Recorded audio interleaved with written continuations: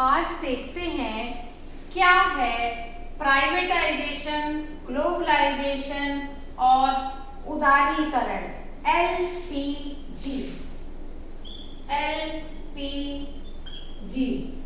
ठीक है, तो ये लिक्विड पेट्रोलियम गैस जो साइंस की बात है उसकी बात नहीं की जा रहे हैं। ये एक व्यवस्था है, ये इकोनॉमिक्स का एक पार्ट है, ये एक व्यवस्था है। ये क्या होती है और इसको किस तरीके से अडॉप्ट किया गया और इसके क्या खास बात होती है, इसके बारे में देखते हैं। तो सबसे पहले हम देखते हैं लिबरलाइजेशन, जिसको हम कहते हैं उदारीकरण। क्या कहते हैं? उदारीकरण।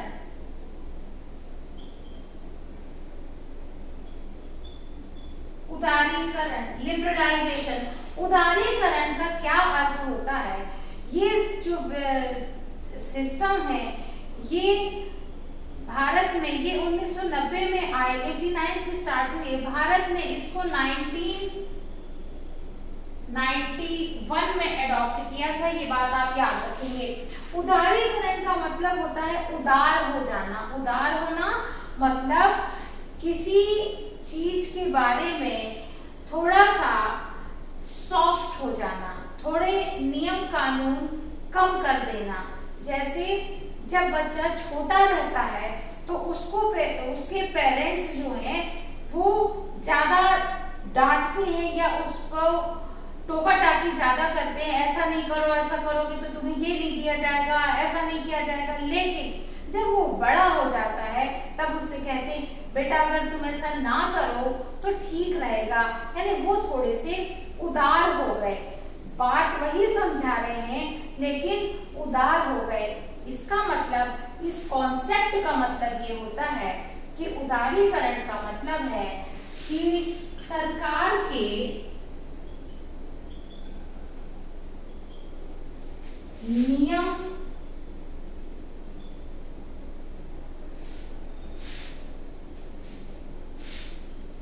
कानून कुछ नरम हो जाना।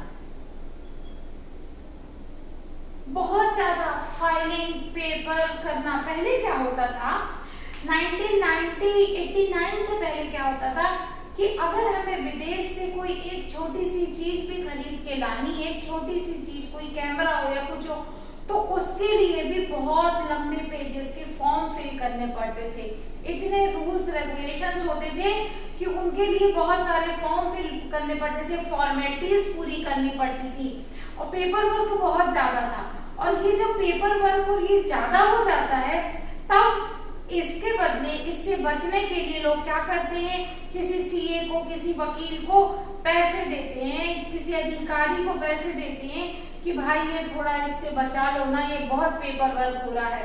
तो जब उदारीकरण से पहले जो था वहां पर बहुत ज्यादा पेपर वर्क होता था, फॉर्मेलिटीज बहुत ज्यादा निभाना पड़ती थी और उसने लोग उससे बचने के लिए शॉर्टकट्स को अपनाते थे। तो उसने करप्शन को बढ़ा दिया था। उसने क्या कर दिया था? करप्शन को बढ़ा दिया था। तो सरकार ने इस कॉन्सेप्ट को, एलपीजी का जो मॉडल है, सरकार ने पूरी दुनिया में लोगों ने इसको अपनाया। ये इसके लिए कहा गया कि भाई आप थोड़ा सा पेपर वर्क कम कराएंगे, एक ही जगह पर सारे काम हो जाएंगे। अगर विदेश से किसी को निवेश करना है तो लोग डरते थे कि अरे कौन झंझट में पड़े, इतने सारा पेपर वर्क करना पड़ेगा, इतनी फॉर्मेलिटीज, इतना डॉक्यूमेंटेशन करना पड़ेगा। इसलिए विकास जो था वो रुकने लगा था, क्योंकि लोग डरते थे कि क्या करोगे जाके, इतना लंबा काम है, अभी कुछ बीच में इंक्वायरी बैठ गई तो कर नहीं पाएंगे। तो उदार हो गई, सरकार ने उदारीकरण को अपना लिया और नियम कानूनों को कुछ नरम बना दिया, कुछ सॉफ्ट बना दिया। इसी को कहते हैं उदारीकरण। इसके बाद आता है निजीकरण यानी प्राइवेटाइजेशन। निजीकरण का मतलब है प्राइवेटाइजेशन। निजीकरण यानी कि आप देखो कि इसके 1990 से पहले तक आपको, हमारे देश की बात करें, आपको प्राइवेट बैंक नहीं दिखते थे। प्राइवेट हॉस्पिटल्स नहीं हुआ करते थे, प्राइवेट स्कूल्स की संख्या भी बहुत लिमिटेड, मिशनरीज वाले कुछ स्कूल थे, बाकी गवर्नमेंट एडेड स्कूल ही होते थे, प्राइवेट स्कूल नहीं होते थे। तो क्या हुआ, प्राइवेटाइजेशन ने क्या किया, निजीकरण, यानी प्राइवेट जो व्यक्ति हैं, सरकार के अलावा भी लोगों को व्यापार करने का छूट दी जाना, प्राइवेट लोगों की फैक्ट्री खुल जाना, स्कूल हॉस्पिटल्स खुल जाना, बैंक में प्राइवेट हो जाना, ये है निजीकरण। अब निजीकरण में क्या होता है, सरकार भी साथ में कर सकती है। जैसे आप देखो, मान लो टाटा है, रिलायंस है, इनके साथ बीएसएनएल भी चलेगा, सरकार भी उस प्रतिस्पर्धा में, उस कंपटीशन में शामिल हो सकती है। तो निजीकरण का मतलब ये है कि सरकार भी एक रोल में रहेगी, लेकिन निजीकरण में जितने भी रूल्स रेगुलेशन बनते हैं वहां पे सरकार का रोल क्या हो जाता है, कंट्रोल में, सरकार के अकॉर्डिंग रूल्स रेगुलेशन बनाए जाते हैं और प्राइवेट व्यक्तियों को संस्थान खोलने की सुविधाएं दी जाती हैं। कुछ क्षेत्रों में जैसे रक्षा हुआ, हमारा डिफेंस हो रहा है, एयरपोर्ट हो रहा है, ऐसे कुछ अंतरिक्ष हुआ, इसमें अभी प्राइवेटाइजेशन नहीं है, फिर भी अब इस दिशा में कदम बढ़ाए जाने लगे हैं, लेकिन फिर भी सरकार एक प्रतिस्पर्धा को जन्म दिया। और हमेशा आप जनरल कंपटीशन में क्यों बैठते हो, कंपटीशन हमेशा रिजल्ट में बेस्ट को सामने लेकर आता है। तो कंपटीशन होने से, प्रतिस्पर्धा होने से चीजें अच्छी मिलने लगी। आप सरकारी बैंक और प्राइवेट बैंक में जाइए, दोनों का आप कंपैरिजन कर लिए, ज्यादा कुछ बोलने की मुझे जरूरत नहीं है, आप वैसे भी समझ जाएंगे कि किस तरीके से हमको सुविधाएं मिलती हैं। तो निजीकरण का मतलब ये है कि संस्थाओं का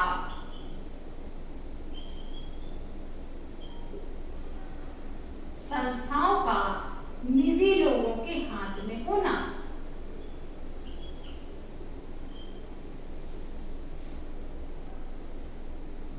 संस्थाओं का सरकार के अलावा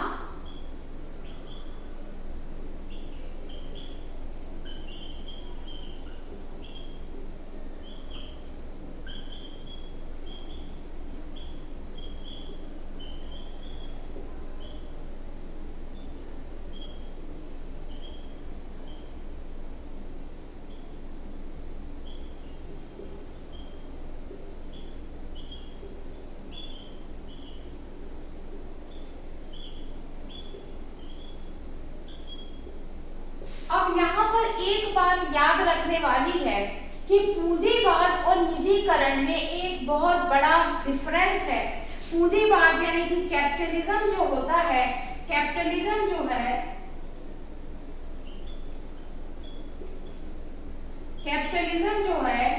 कैपिटलिज्म और प्राइवेटाइजेशन में फर्क है। कैपिटलिज्म में सरकार न्यूट्रल रहती है, वहां पे प्राइवेट चीजें हैं, मार्केट जो है वो प्राइवेट है, इकोनॉमिक सिस्टम जो है वो कीमतें वहां भी प्राइवेट लोग निर्धारित करते हैं, सरकार मौन रहकर देखती है। सरकार का रोल वहां पर कुछ भी नहीं होता, वो सिर्फ एक दर्शक की तरह देखती है। लेकिन यहाँ पर निजीकरण में सरकार, नियम कानून सरकार के हिसाब से बनते हैं, वो जो नियम बनाएगी वही करेगी। इन्हें सरकार का रोल यहाँ पर सही और गलत बताना होता है, सरकार कंट्रोल रखती है उनके ऊपर, और सरकार जैसे आप कह सकते हो एम्पायर की तरह, एक रेफरी की तरह सरकार का रोल रहता है। और सरकार भी इस प्रतिस्पर्धा में, प्राइवेट लोगों की प्रतिस्पर्धा में यानी कंपटीशन में शामिल हो सकती है। ये कैपिटलिज्म यानी पूंजीवाद और निजीकरण के बीच का अंतर है, बहुत इंपॉर्टेंट है, याद रखिएगा।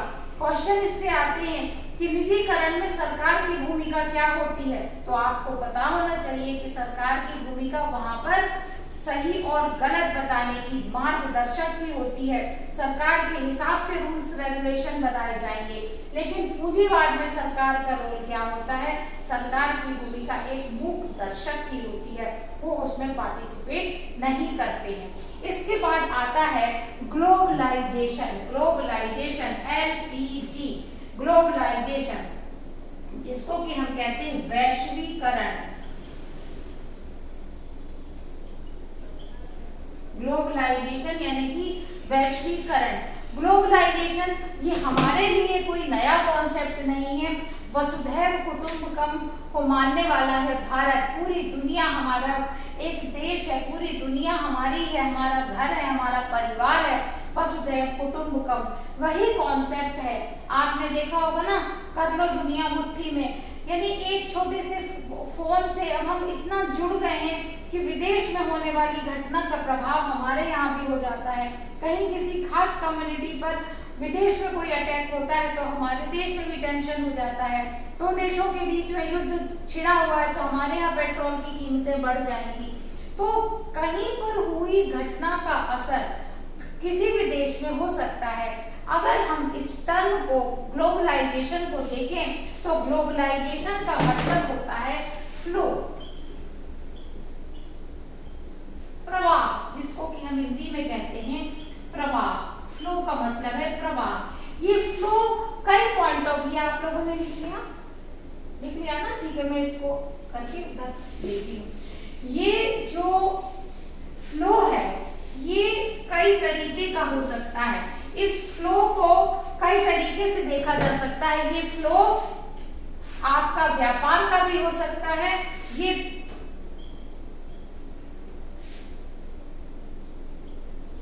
दो देश है, ये इधर भी जा सकते व्यापार करने, इधर भी जा सकते, इधर भी जा सकते, ये इधर आ सकता है, ये इधर आ सकता है, ये इधर सब पूरा घूम रहे हैं इधर से उधर।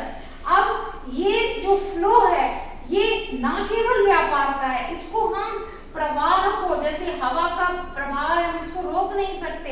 सेम चीज है, इस प्रवाह को हम रोक नहीं सकते कि किसी भी दिशा में हो सकता है। ये व्यापार के पॉइंट ऑफ व्यू से हो सकता है, ये कल्चर के पॉइंट ऑफ व्यू से हो सकता है, ये लोगों के रोजगार के पॉइंट ऑफ व्यू से हो सकता है, ये शिक्षा के हिसाब से हो सकता है, ये हमारी ईटिंग हैबिट्स, खान पान जो बदला हुआ है। आप देखो मल्टीनेशनल कंपनीज, जब हम लोग बड़े हो रहे थे, मतलब छोटे ही थे, स्कूलिंग करके हुए, तब आर्चीज कार्ड गैलरीज का बहुत ट्रेंड आया। उसके पहले भारत में ये कार्ड सिस्टम देने का, आर्चीज के कार्ड नहीं थे, दूसरे कार्ड जो प्रेस से प्रिंट होके आते थे वो ही कार्ड चलते थे, वो कल्चर आया। अब उसके बाद आप देखो डोमिनोज आ गया, पिज्जा हट आ गया, आपका पास्ता हम खाने लगे। अब की जो जनरेशन है वो कितने समोसे कचौड़ी खाती, वो पिज्जा पास्ता मैगी नूडल्स किसी में खुश होती। ये क्या है? ये ग्लोबलाइजेशन का इफेक्ट है। कोई मल्टीनेशनल कंपनी एक देश में जाती है तो वो वहाँ के कल्चर, वहाँ अपने देश का कल्चर भी साथ में लेकर आती है, दूसरे देश में जाती है तो वहाँ अपना कल्चर फैलाती है। अब आप देखो कि ट्रेडिशनल कॉस्ट्यूम में फेस्टिवल के अलावा कितने लोग नजर आते हैं। नॉर्मल डेज में आप जीन्स और टी शर्ट, लड़के और लड़कियों दोनों के कॉस्ट्यूम हो गए हैं। तो ये क्या है? ये इफेक्ट ऑफ ग्लोबलाइजेशन। ये इसने हमारे कल्चर को चेंज कर दिया। फादर्स डे, मदर्स डे क्या हमारे यहाँ मनाया जाता था? भारत में नहीं। फादर्स डे, मदर्स डे ये कल्चर आ गया है, अब हम इसको सेलिब्रेट करने लगे। तो ग्लोबलाइजेशन का मतलब होता है कहीं पर भी किसी का आना जाना, विचारों का आना जाना, लोग नौकरी, एजुकेशन कहीं भी है, नौकरी करने विदेश में चले गए और जाना आसान हो गया है, क्योंकि दुनिया अब एक, इसको हम कहते हैं विश्व एक गांव है। विश्व एक गांव है, जैसे गांव में एक दूसरे के घर में क्या हो रहा है उसका पता रहता है। एक के घर में कोई दुख या खुशी का माहौल है तो गांव के दूसरे घरों में भी होगा। सेम ही तो हो गया है, दुनिया सिकुड़ गई है just because of communication sources. Communication के सोर्सेज ने दुनिया को छोटा कर दिया है। हम दूर बैठे लोगों के साथ कम्युनिकेट कर पाते हैं, उनसे साथ हमारे संबंध हैं, अब हम उनसे बातचीत कर पाते हैं। ये क्या है? दुनिया छोटी सी हो गई है। इसी को हम कहते हैं ना, कर लो दुनिया मुट्ठी में। तो दुनिया हमारी मुट्ठी में समाई गई है। एक मोबाइल है, पूरी दुनिया हमारे हाथ में, बैंक किसी में मिल रहा है, विदेश में हम पैसे ट्रांसफर कर सकते हैं, लोगों से चैट कर सकते हैं, फोन कर सकते हैं, वीडियो कॉलिंग कर सकते हैं। ये सब कुछ संभव हो पाया ग्लोबलाइजेशन की वजह से। मल्टीनेशनल कंपनीज आई, एक देश की कंपनी ने दूसरे देश में जाके कंपनी का ऑफिस खोला, कितने लोगों को रोजगार दिया, लोगों ने आना जाना शुरू किया। ये है क्या है ग्लोबलाइजेशन, ये क्या है ग्लोबलाइजेशन। अगर इस टर्म का मीनिंग पूछे तो आप बताओगे फ्लो। ग्लोबलाइजेशन टर्म का मीनिंग होता है फ्लो, प्रवाह।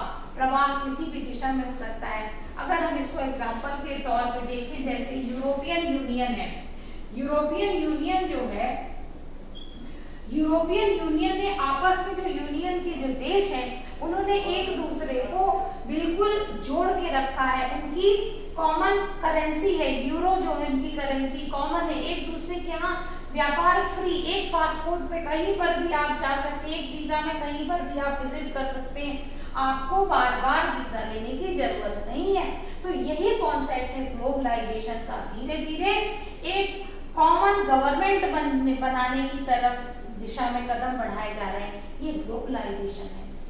तो ग्लोबलाइजेशन एक पूरी दुनिया को जोड़ने का एक कॉन्सेप्ट है, जो कि 1991 में भारत ने भी अडॉप्ट कर लिया। भारत में इसको अडॉप्ट करने के लिए इसको एलपीजी मॉडल जो है, इन तीनों को ये जुड़े हुए एक दूसरे से हैं, इसको राव मनमोहन प्लान कहा जाता है। राव मनमोहन प्लान के नाम से ही जाना जाता है। नरसिंह राव जी पीएम थे और मनमोहन सिंह जी फाइनेंस मिनिस्टर थे। इन्होंने इसको उस ड्यूरेशन में 1991 में अडॉप्ट किया। भारत ने इसको राव मनमोहन प्लान के नाम से जाना जाता है। ये क्वेश्चन यूपीएससी में पूछा जा चुका है, स्टेट सिविल सर्विसेज में भी पूछा जा चुका है। तो हमें ग्लोबलाइजेशन पता होना चाहिए। ग्लोबलाइजेशन और प्राइवेटाइजेशन और लिबरलाइजेशन, ये दोनों तीनों एक दूसरे से कनेक्टेड कॉन्सेप्ट हैं। और जो प्राइवेटाइजेशन है वो कैपिटलिज्म से अलग होता है, ये भी हमें याद रखना है। उम्मीद करते हैं आपको ये कॉन्सेप्ट समझ में आया होगा। क्यों, आप लोग को समझ में आ गया ना? कोई डाउट हो तो आप पूछ सकते हैं, कमेंट बॉक्स में जाकर पूछ सकते हैं। आपके डाउट्स क्लियर करने की पूरी कोशिश की जाएगी। तब तक आप इसको एक बार देख लें।